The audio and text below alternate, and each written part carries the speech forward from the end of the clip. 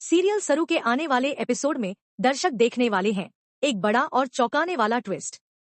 अनिका की लाख कोशिशों के बावजूद सरू सारी मुसीबतों को पार कर सगाई के लिए घर लौट आती है, जिसे देखकर अनिका दंग रह जाती है और सोचती है कि आखिर सरू कैसे बच गई।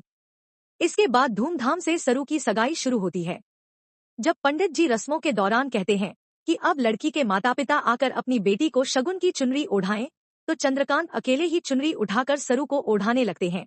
लेकिन तभी उनके हाथ से थाली गिरने लगती है और सरोजा उसे थाम लेती है।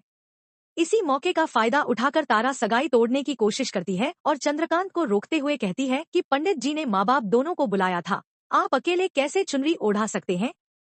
फिर वह ताना मारती है कि सरू की माँ कहाँ है, और ऐसी लड़की जिसकी माँ का कोई अतापता न हो, न जाने किस कोख में पैदा हुई हो, उसे वह अपने घर की बहू नहीं बनाएगी।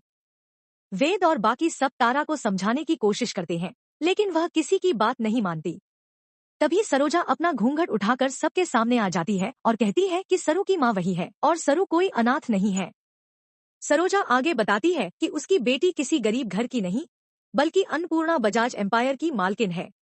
यह सुनकर सरू खुशी से अपनी माँ को गले लगा लेती है।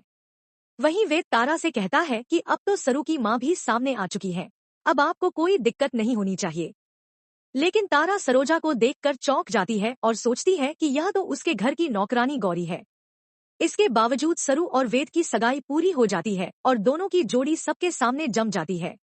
अब देखना दिलचस्प होगा कि सरू और वेद की इस जोड़ी को दर्शक कितना पसंद करते हैं।